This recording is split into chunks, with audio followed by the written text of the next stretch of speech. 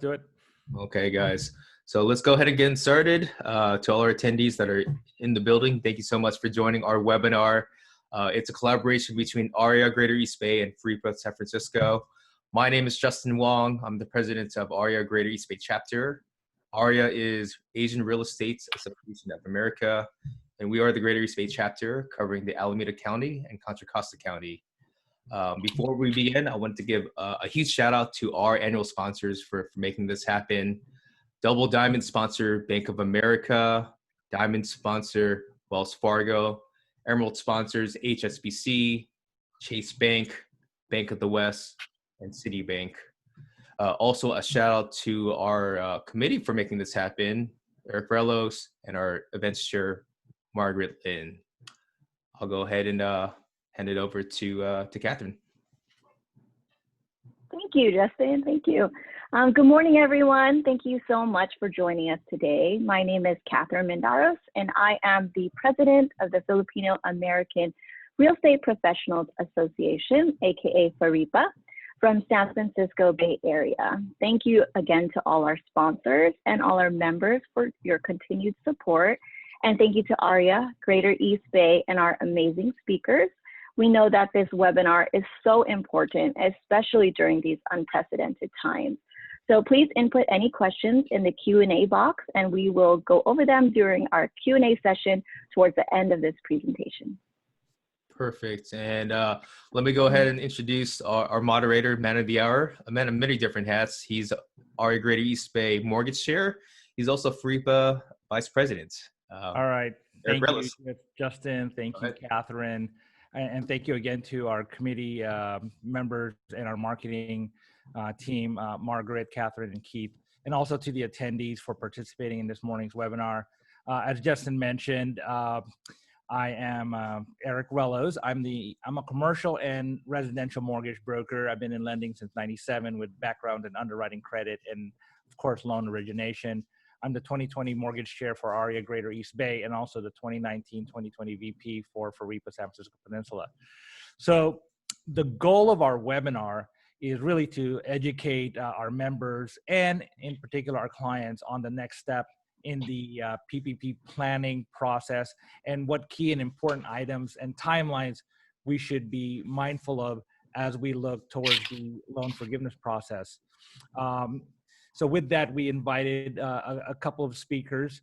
But before I get into introducing them, I wanted to real quickly go into the Q&A process.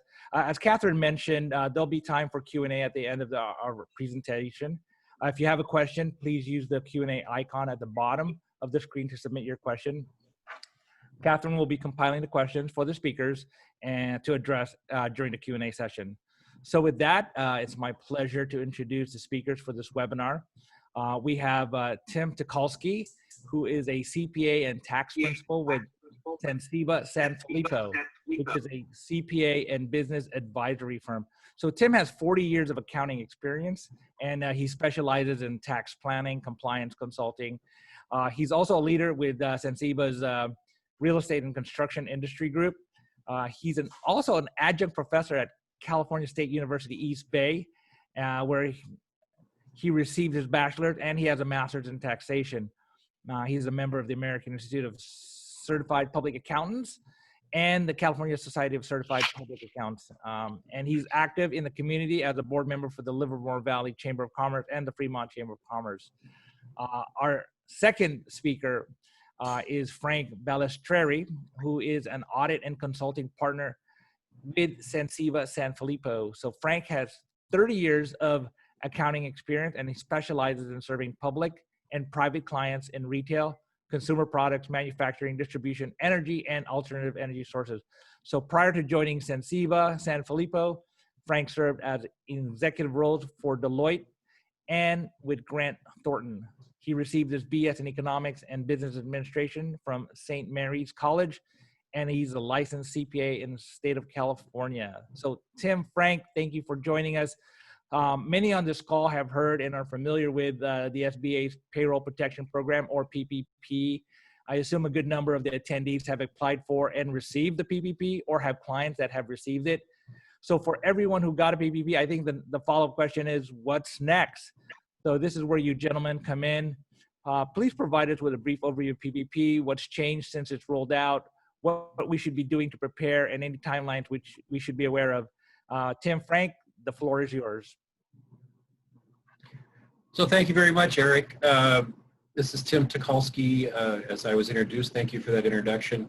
Actually added to my real estate experience is I'm also a CCIM. I have a PIN for Certified Commercial Investment Member, so active in my local chapter.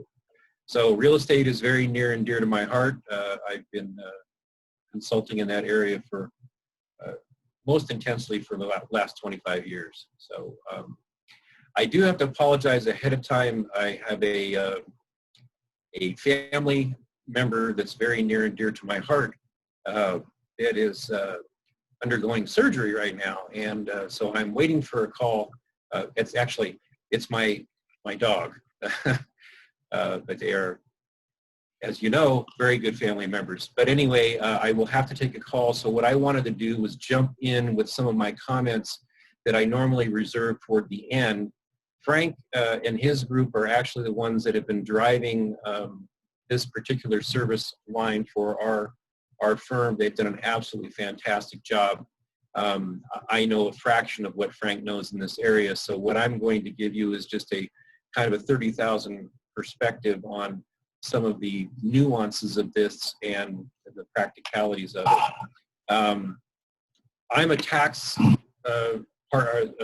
principal with Sensiva, so my perspective is one from the tax side. And what I'd like you to do is, as you're going to listen to Frank, I want you to keep in mind some of these kind of 30,000-foot things that need to be considered. One is the PPP loan proceeds as it stands right now. Payment of expenditures with those proceeds are not deductible. We think that Congress will wake up to the fact that this is not only wasn't their intent, but is going to be impractical. And there may be legislation actually pending right now, Frank, you may even know, I don't know, on making that deductible. But right now, what that means is that if you pay expenses with PPP loan proceeds in 2020, a portion, I say a portion because we don't know what the algorithm will be to calculate how much is not deductible, will not be deductible. So thinking in terms of that alone, forgiveness of itself is not income, but if the payment of deductions are not deductible, that is almost like receiving a tax hit. So one of the criteria that my clients are considering is perhaps don't go for forgiveness. This is a great loan. And if tax planning and deductions are high on your priority, it might make sense to go ahead and use this as an operating loan payable over 5 years with payments deferred till, I think it's till the end of the year. Frank will go into the detail on that. So that certainly is one consideration. The other one, and Frank will go into detail on this, is the focus of this PPP loan proceeds was, as I understand it, primarily to maintain payrolls. So Frank will go into details of some other expenditures that are actually allowed, and there has been some flexibility in this area. But I think the bottom line is if you focused on using those proceeds to continue payroll, your likelihood of getting 100% forgiveness is probably very high. There will be some exceptions to that if you reduced your employment, full-time equivalencies, or if there was reduction in payroll.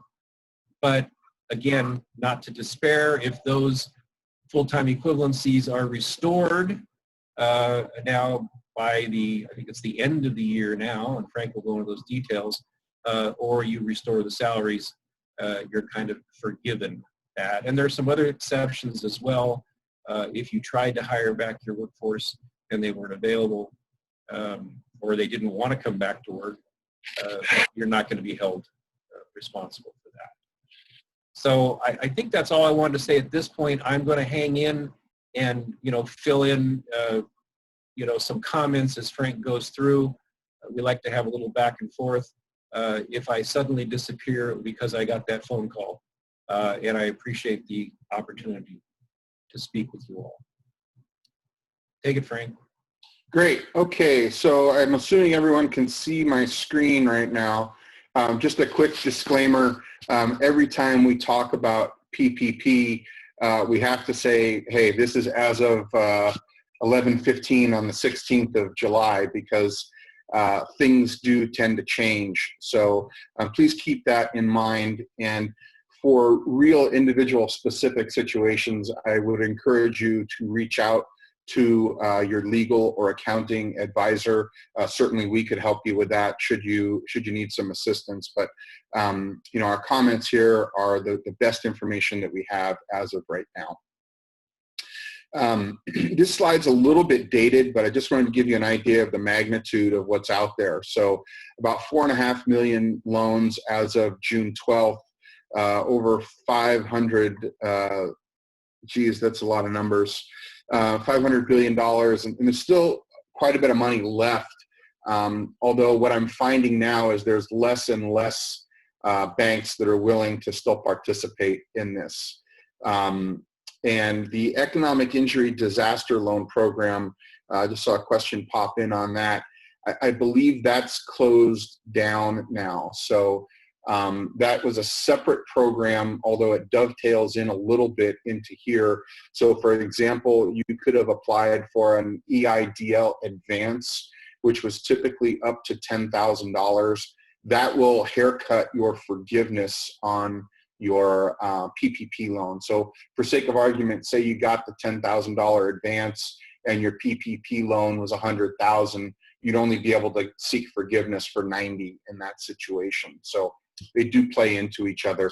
But the EIDL was another great program that allowed for really up to about $150,000 of loans for companies with a 3.75% interest rate. So not the greatest interest rate in today's environment, but still access to funds with a real long payback, a 30-year payback on that. This slide, what I want to highlight here is just take a look at the different levels of loans. And about a week and a half ago, I think they published who got loans above $150,000 and what banks were involved with that. So pretty interesting information that's out there. The thing that is really interesting about this slide, and part of the reason why things are kind of stalled again from the SBA perspective, is there's a discussion going on in the Senate right now, which hopefully will get approved, but there's tremendous bipartisan support for taking these loans that are $150,000 and under and just saying they're forgiven. And my understanding is what's on the table right now is that you would simply file like a one-page form that you would still have to sign and attest to, but it would basically say, I've spent the money as I was supposed to spend it, and you'd be done at that point. So you wouldn't have to go through any of these calculations, which we'll talk a little bit about today, which can be a little bit cumbersome. So if you look at this, I mean, that would be a huge relief for a lot of people and a huge relief for a lot of the banks too, because at the end of the day, the last thing the banks really want are these loans to be sitting out there at a 1% interest rate. It's just not a great loan for the bank. And I believe the banks are still a little bit worried that they're going to get stuck with some of these things. So everything that the government seems to be doing relative to additional guidance, although it's painful to have to wait, they are making it easier and easier to get to forgiveness. So my advice, and I'll cover this in a couple of slides, is don't worry about forgiveness and filing for forgiveness right now. That's the best advice that I can tell you right now. I would hold tight and just give it another couple of weeks. I think we're probably 2 to 3 weeks away from getting an answer. So the Senate is in session this week. I think the House comes back next week.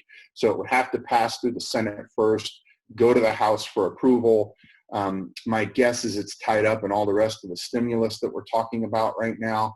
And then it would need to go to the president for signature. So if you look at that timeline, I'm thinking beginning of August, maybe second week of August is what we might be talking about at this point. Okay, so, oops, sorry, I had to move something on my screen. Let me get back. So here's a brief agenda of what we're going to talk about, and I'm really going to focus primarily on the first item on here. The slides I'll pass off to these folks, and they can disperse them when we're done. So you'll have a copy of it.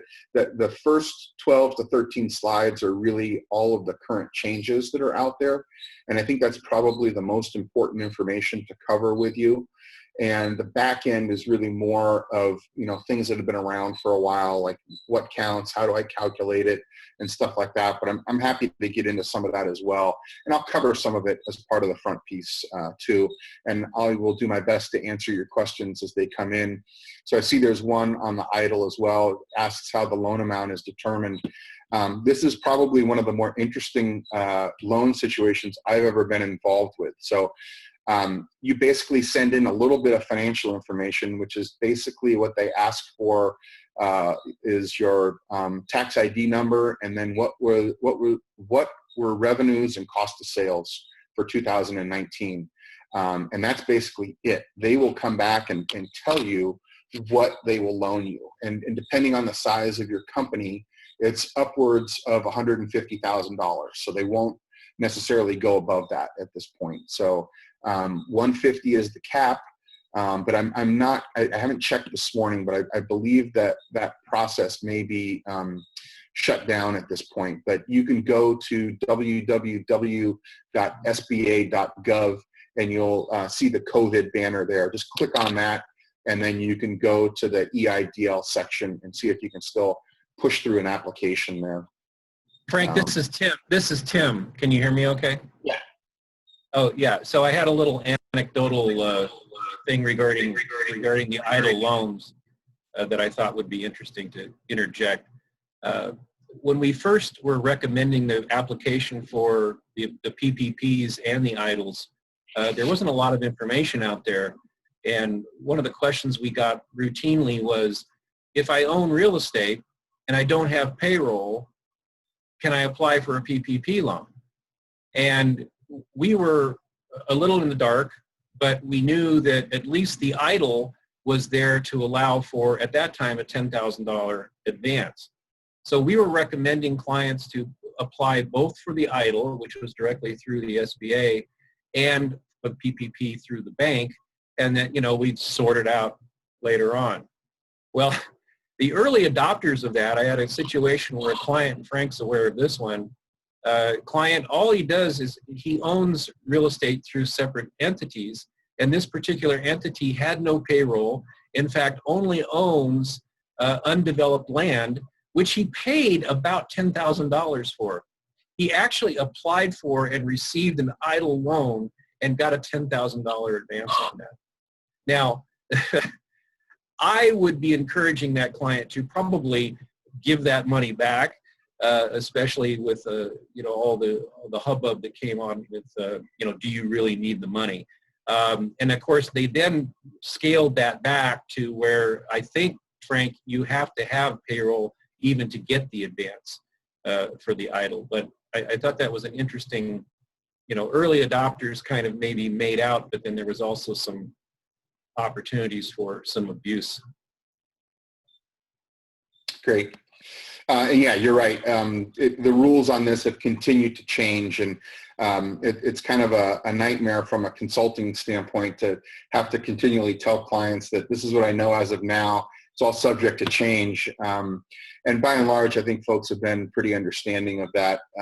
It's a fantastic program at the end of the day. It really, from my perspective, where I get to consult with companies, it has saved so many businesses, but it's not without some strings, right? And anytime you try to push out this much money, especially through a government program, through the most highly regulated entities in the world, it's going to be bumpy. And it's been bumpy, but really just a great program. So now I want to spend a little time and kind of cover some of what got pushed out in what they call the Flexibility Act. So this is about 3 to 4 weeks old now, and this was the latest update to the PPP program. And so when this was originally signed, it was meant to be an 8-week program. The background of that is they thought that we would be sheltered in place for a month, and hey, if we gave 8 weeks worth of salary relief, we'd be in a great spot. Well, that was as of February to March. It's now July, and I'm not sure if I'm supposed to stay home or go out or wear a mask or what I'm supposed to do at this point. I'm just very grateful that I was able to get my hair cut in between here, because now that seems to be a problem as well. Otherwise, I'd probably be in a ponytail by now.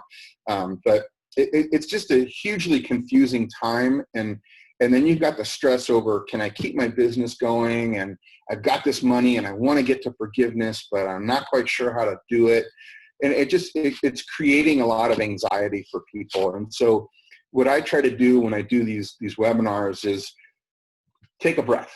Okay, if you've gotten the money, you're in a good spot. You're most likely going to get to a decent amount of forgiveness, and just kind of roll with what's going on right now, and really wait until we get a little more information. And I'll cover this again in another slide, but there's absolutely no rush to go and try to file for forgiveness. In fact, right now, I don't care what bank you're with, you cannot file for forgiveness, because the SBA has not opened up their portal. So even though the bank may have a client-facing portal that allows you to upload information or download an Excel spreadsheet or whatever it is they've got, the bank can't do anything with it, because the SBA is not accepting any forgiveness applications right now. And that won't change until we get yet another interim final rule, kind of an oxymoron of a name there. So I don't expect that to happen for another couple of weeks, until the situation that I explained with what's going on in the Senate and in the House that needs to go to the president. Until we get resolution on that, I don't see the SBA portal opening up. So the banks won't be able to accept anything. And I had a conversation day before yesterday with a guy that I've been talking to since this all began. And he called me and he goes, I'm just completely frustrated. I'm on my 3rd round of trying to calculate forgiveness. What should I do? And my advice was pretty simple. Stop trying to calculate forgiveness, because it's most likely going to change again. What becomes important, and what you should try to do right now, is to try to calculate your FTE numbers. And so there's a couple of look back periods that become important. The first one is February 15th of 2019 to June 30th of 2019, and then January 1st through February 29th of 2020. So it's important to understand those two baselines, because the single biggest haircut to your forgiveness is this FTE calculation, and it can be substantial. And Tim made a comment earlier that I want to come back to. He said, if you spend all your money on payroll, you're most likely going to get to full forgiveness. And a couple of sentences later, he said, but if you have a full-time equivalent reduction, you may not get there. And this is what has caused a lot of problems with borrowers. So let me give you a real simple example. Say your loan is $500,000, right? And you through the covered period, let's just use 8 weeks as an example. Through that covered period, you spent $400,000 on payroll, and you said, you know what? I want to cut it at this point. I don't want to go any further. I just want to file for forgiveness at the end of my 8-week covered period. And you also had a 25% reduction in full-time equivalents. Well, the way the calculation works is you would multiply, in my example, the 400,000 less a 25% haircut. So you would actually deduct 100,000 off of that. So of that $500,000 loan that you got, only 300,000 would qualify as forgiveness. So you can see that's a pretty substantial cut that you'd be looking at there. And so that's an area where I think you need to really read the rules and reach out to your advisors on how to best try to circumvent that. And I'll cover something in just a minute that there's a safe harbor that I think you could look at. But let me go back to what's on my slides here. So you probably heard in the first round of this, they said you had to use 75% or more on payroll. They've dropped that number down to 60% now. And quite frankly, in the hundreds of companies I've talked to, nobody's come close to even 40% on the other costs, which are mortgage interest, utilities, and rent. So nobody's come close to that. So by and large, if you're using this on payroll, you're going to be in a good spot. And there's a weird thing in here as well for what they call owner employees or self-employed individuals. You are going to be capped in that instance. So with the expansion from 8 weeks to 24 weeks, the great thing there is the cap that was there moved from $15,385 to 3 times that, which is $46,000 and change. But for an owner employee, it's capped at either the $15,385 on an 8-week period or the $20,833 if you go to the full 24-week period. So what they're trying to do is make sure that the money is being spent on payroll for employees, not necessarily for owners. As an owner, you're reaping the benefits of owning that organization. So they're not looking to give you any more relief, unfortunately, there. So the next item here is the safe harbor. And so originally it was set at June 30th. So it said if you got your full-time equivalent number back up as of June 30th, you wouldn't get a haircut on the full-time equivalent calculation. With the move to 24 weeks, that has now been pushed out to December 31st. And the reason why this becomes important is because if you've pushed it all the way out that far, what we saw in many of our clients was through 8 weeks, they may not have used enough payroll dollars to get to forgiveness, but perhaps by week 12 or week 14 or week 16, they had gotten there.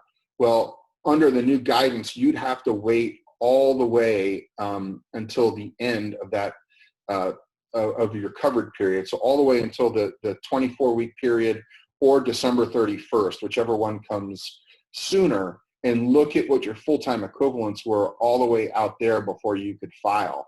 And so for a lot of companies, that's not a great situation to be in, because as you can see right now, we're dipping back into perhaps, kind of a modified shelter in place.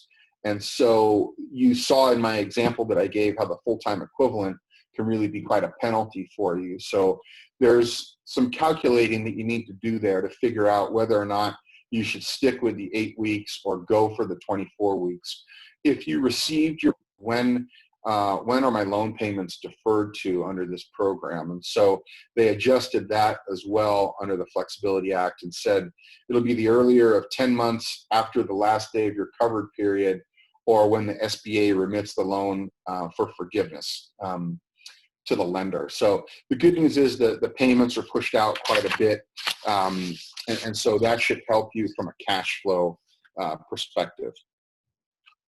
Some more things, they changed the loan maturity date for loans, for loans that were issued after June 5th to 5 years, still a 1% loan.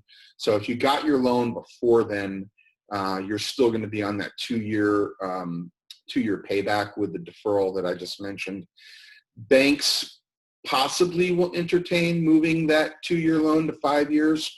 I've talked to several local here in the Bay Area that have said they're not really going to do that. So that's kind of a hit and miss, but hey, it doesn't hurt to have that conversation. But the best answer here is get to the highest amount of forgiveness, and hopefully you'll get to full forgiveness. So another question come in, can you apply for the PPP more than once? The answer is no. This is a one and done deal. So you can only do that once. And interest will accrue on the loan from the date that it gets deposited. If you get forgiveness, the interest and the principal gets forgiven. To the extent you don't get forgiveness, that interest will continue to accrue. So here's perhaps this next new safe harbor on the FTEs. This is going to be subject to interpretation, and this can really help a lot of companies out there. So let me try to explain this. So the first one is quite easy. You're not going to have an FTE reduction penalty if you try to hire somebody back and they say, no, I don't want to come back. So think of California right now, where we've got this $600 kicker on unemployment. Well, a lot of folks that might have been, you know, an hourly employee that were earning minimum wage, or I think about 25 bucks an hour was the cutoff on where the advantage fell on this. So if they're below that threshold, they're making more money on unemployment. And there's still talks of perhaps extending that beyond July 31st when it's due to expire. So even though you may have had these employees ahead of time, they may not want to come back to work. So if they say, no, I don't want to come back to work, or you're unable to go and find employees to come back to work, as long as you document that, the FTE reduction won't qualify. So that's huge. I mean, this is by far the single largest problem with the haircut on forgiveness, okay? Now, here's the tricky one. So if you cannot get your business to resume to the activity that was in place as of February 15th by the end of this year, okay, because of what they call maintenance of standards for sanitation, social distancing, or worker or customer safety issues related to regulations invoked by Health and Human Services, CDC, or OSHA, you can document in good faith that this has happened. You'll need to provide some financial information, but once again, this is not going to impact you from an FTE calculation. And the easiest example that I can give you here is think of a restaurant, okay? Restaurants clearly have been impacted. You know, are they open? Are they not open? Is it takeout? Can we sit outside? What's going on? It seems to change almost on a weekly basis at this point, right? So anybody in hospitality, I think, is going to be able to take advantage of this. But here's an interesting question. So say I'm a business, like many of you folks on the line are in real estate, right? So say I'm a landlord of the restaurant, right? And the restaurant can't operate, so they're not paying you. How does that impact you? Well, your business is going to be down substantially, right? You're kind of upstream from this whole thing.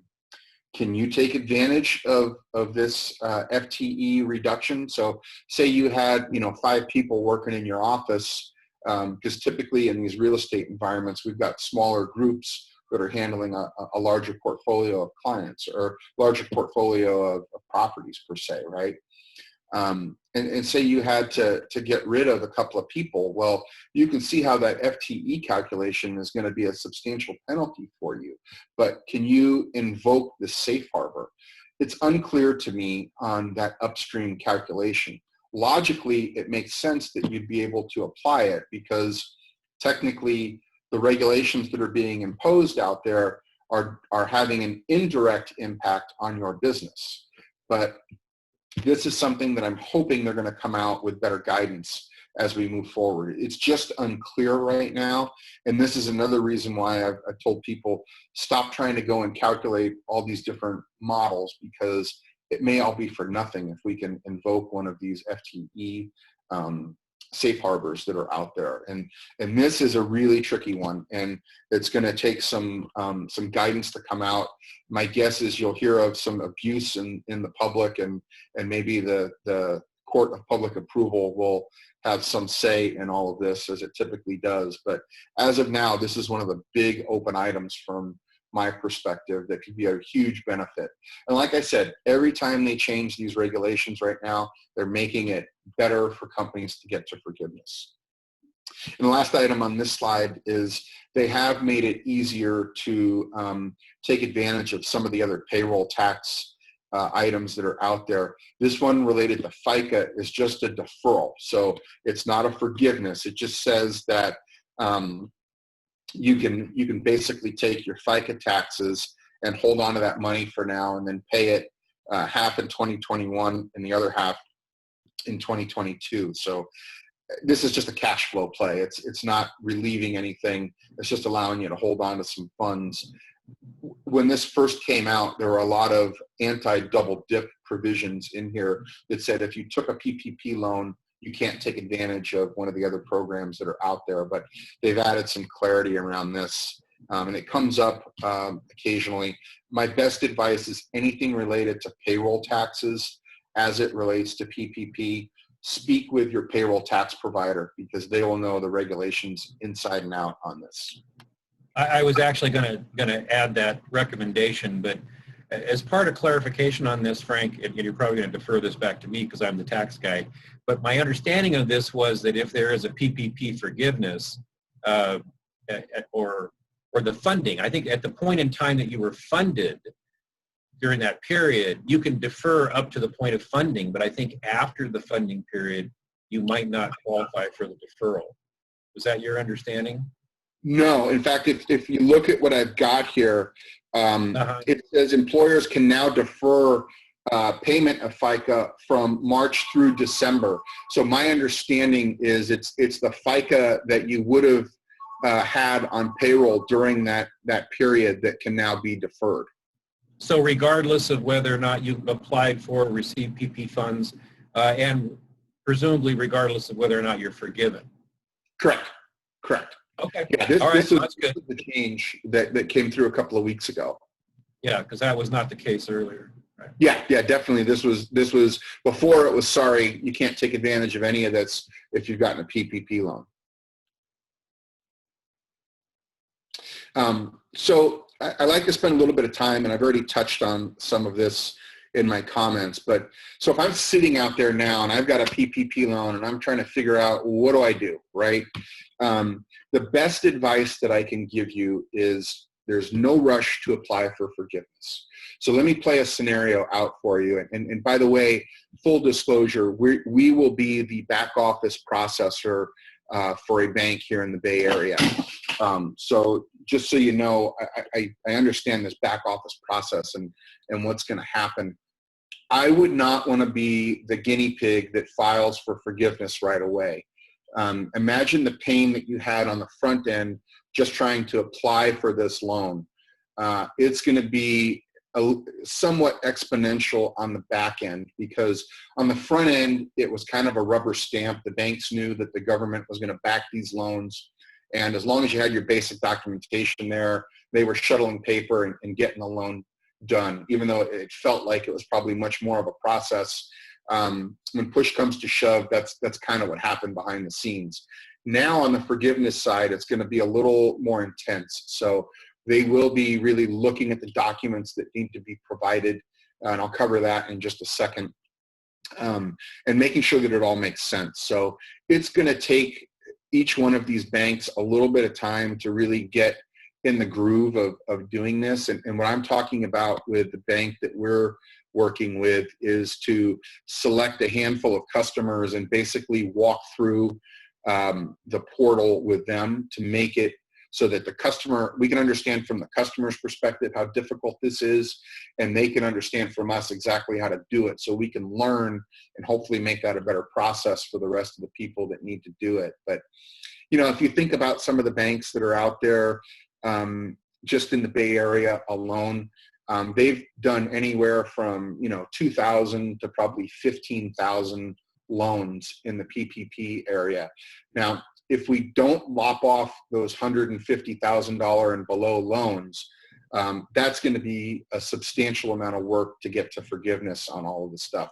If they do lop those off, and I really do hope that they will, it's going to reduce a lot of the loans that need to be analyzed. But it's reducing what I would call the easy loans to analyze. The more complicated ones are still going to be there, but it's going to give us more time to deal with that. But So, Frank, just to play contrarian here, I can appreciate that you don't want to be the guinea pig, but you don't want to be lackadaisical about following when these things open and when applications are going to be accepted, because I think you don't want to be the last in line as well for loan forgiveness. This is going to be a long process, and the sooner you can get the forgiveness, the better, right? yeah. So.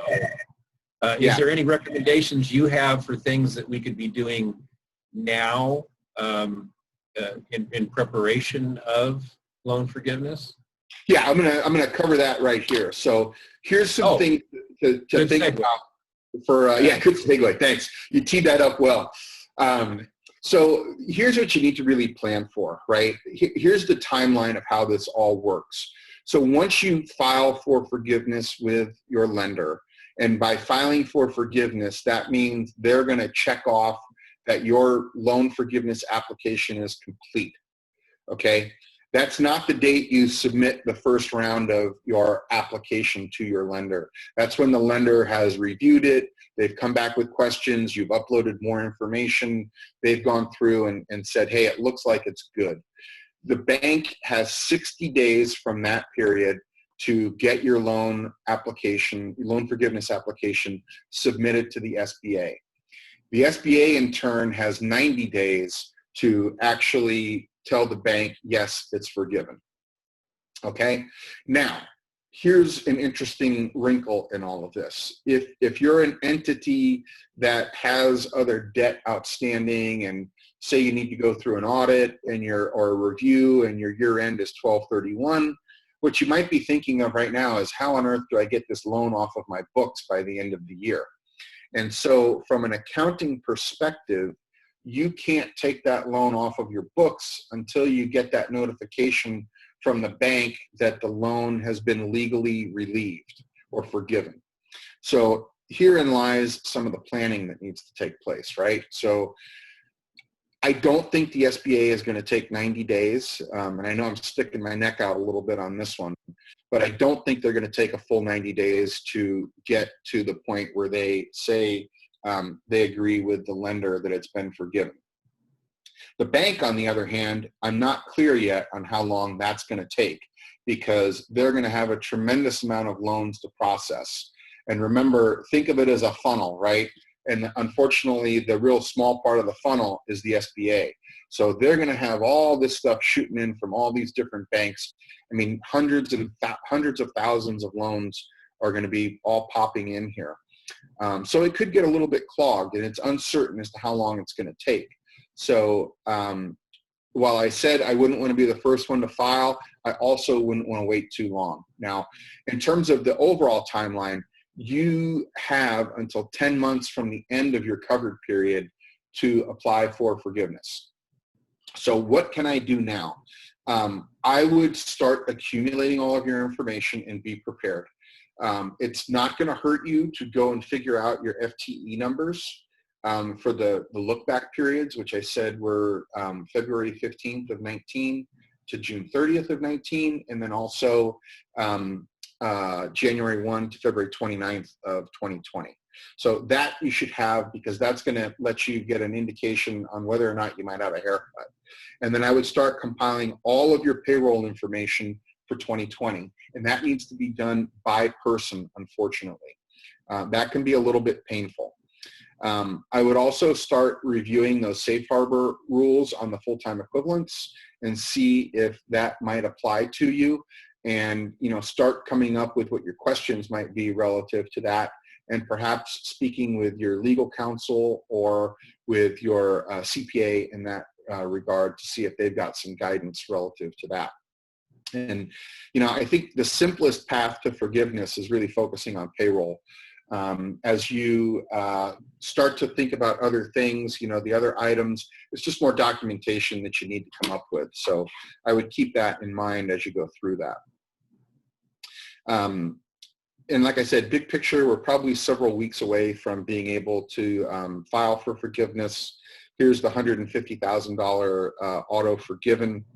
And like I said, don't spend a lot of time filling out the forgiveness form now as it may continue to change, but calculate your FTEs for that look back period.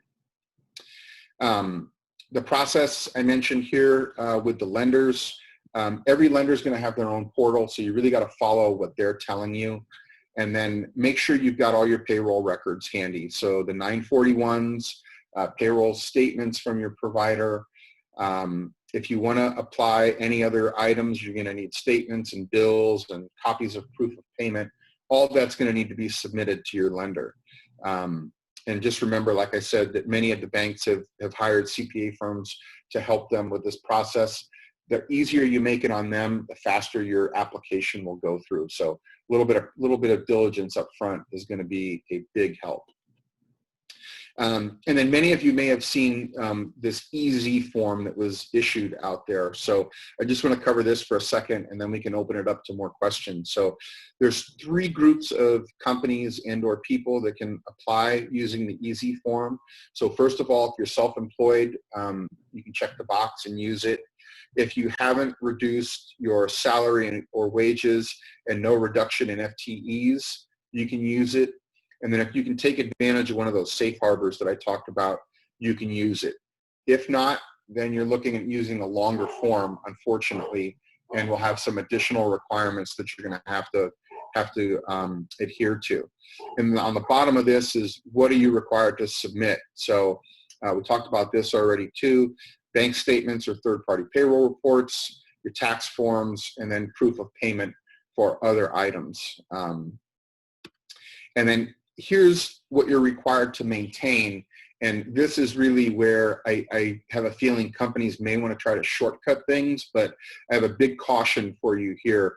This could be a problem if you shortcut it, because if your loan is selected for further review by the SBA, they're going to ask for this information. So, this you'll have as a takeaway, but, changes in FTE count, support for being unable to operate is another item that they may ask for. And then of course they want you to maintain these records for quite a long time.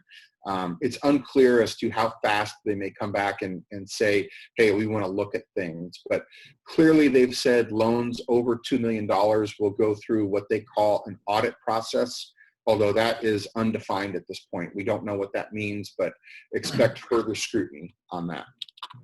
So Frank, I have a question. So some clients actually have maybe experienced an uptick in business. So for instance, I have an RV dealer client. The RV business is absolutely going through the frickin' roof. Yep. And so what is the latest thought on proving that you had a need? I mean, he was already funded. He continued his payroll. He didn't cut his FTEs, but he's had the best 2 months of his career. Clearly COVID was better for him. Is he going to be subject to scrutiny as to, did you really need the money? So what they've come out, so at one point they scared everybody into thinking you're going to jail if you didn't need the money. And then they quickly backed off of that. And here's where it stands as of today. If your loan is below $2 million, they're not going to question it. If your loan is in excess of $2 million, the best advice I can give you is to document your thought process back when you applied for the loan. Tremendous amount of uncertainty. We didn't know what the rest of the year was going to look like. And you had every right to go and file for that loan as of that date. What we saw when they started saying, hey, you're going to go to jail or face significant fines and penalties was that, a lot of people said, oh, I don't want the loan. I'm just going to pay it back right now. And then when they loosened the requirement, those companies were kind of out of luck. So, I think the contemporaneous documentation aspect is really what becomes important in that manner. Just making sure that you've got it documented. There's a question in PUA. I'm not quite sure, and sorry because I've been speaking for a while, but PUA, can you type in what you mean by PUA and whether or not one impacts the other? I'm just unsure as to what PUA stands for right now. Catherine, are there any more questions that I haven't seen or that I haven't answered yet? Yes, thank you, Frank. Thank you so much. One of the questions is, given increasing infections in major parts of the U.S. and counties and states scaling back, do you anticipate the need for a second round of PPP for small business? I think that would be fantastic. My personal opinion on this is this is a political hot button that's being tossed back and forth, right? And if I stand back and try to analyze what has been happening, they're trying to make it easier to get to the most amount of forgiveness on the front end of all these loans that have been issued. My skeptical sense is that's because they're trying not to do another round of this going forward. Now, who knows what's going to happen? I mean, one side is using this against another, and it's unfortunate that all of us that may perhaps be in need of money are stuck in the middle of all of this. So it's not clear to me that we're going to see another round of business stimulus. We may see another round of individual stimulus because those checks were not that great on the front end. And really all over the U.S., we're in all different levels of, shelter in place and opening and stuff like that. So some areas are impacted more than others, which unfortunately makes me believe that we're not going to see another big stimulus like we did already. Frank, thank you.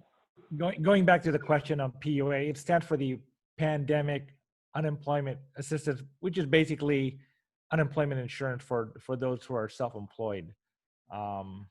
So I think there's no connection between the two.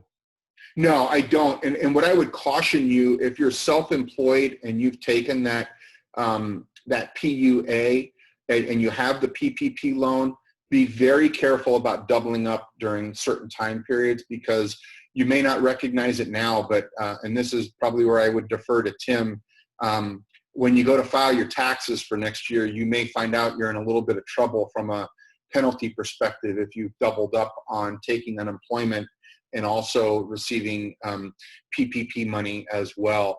And your employees would also be in that same bucket if they're still collecting unemployment and they've received PPP or they've received compensation from you. That's not your issue, that's their issue, but you may just give them an advice or some advisory on that. On the EIDL, I'm not quite sure if they're still accepting applications. Like I said, go to sba.gov and you should be able to tell pretty quickly if you follow the COVID link and click on EIDL, it almost takes you straight into an application. So assuming you can get into an application right there, then you could still apply.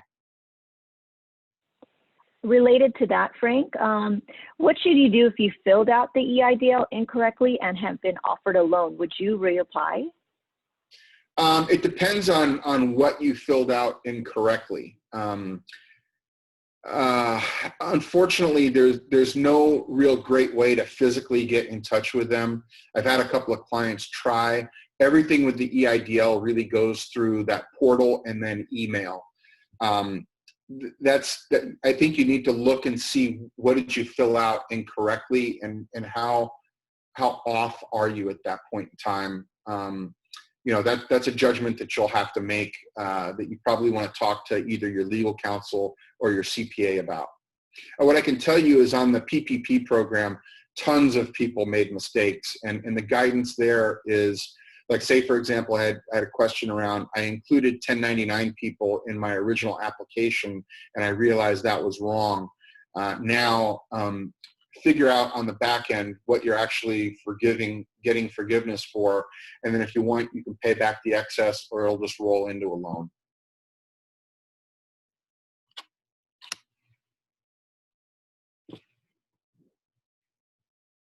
Anything else coming in that we haven't answered? I'm not sure if you've answered this one. Does interest accrue the day the loan gets deposited? If so, yeah. Anyway, we can start paying it back. Oh, it does. Okay. Yeah, so it does accrue. It will be forgiven in relation to the amount of forgiveness that you get on your loan. And no, you can't start paying it back now. They will tell you when, the bank's going to have to give you an amortization schedule once you get to the forgiveness portion of this. So when they notify you of what your forgiveness is, they're also going to notify you in terms of what your payment is going to look like going forward. And they'll spell it all out for you at that point in time. Great. I think you covered all the questions, Frank. Thank you. Sure. Eric, any other questions top of mind, or are we good? I had to go on mute. No, I'm good.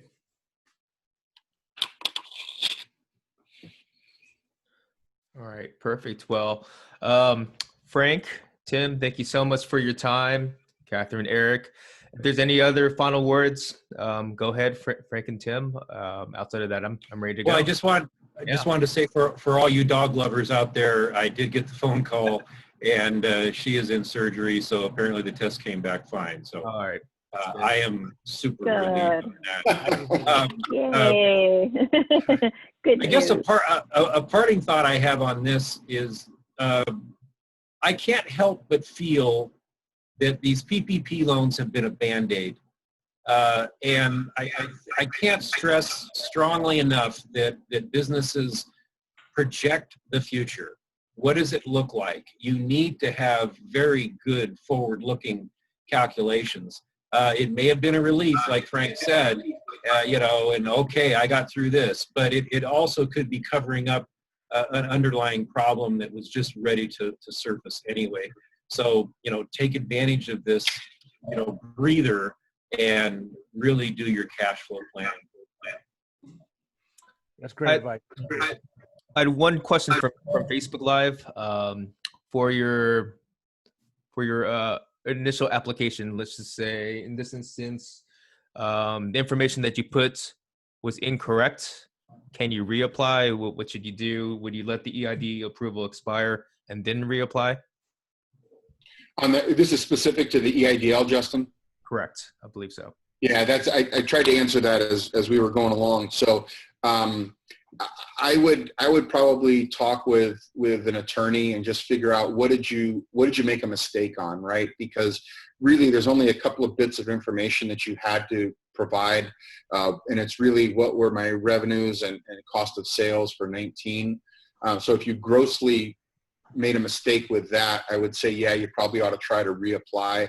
If it was something minor, I would defer to your advisor to tell you whether or not you should reapply.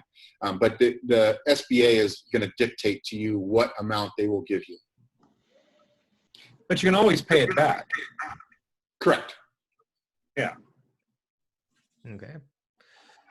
Perfect. Outside of that, I think we're good to go. Once again, to our attendees, thank you so much for coming to take the time out of your schedule. Tim, Frank, thank you so much for your time.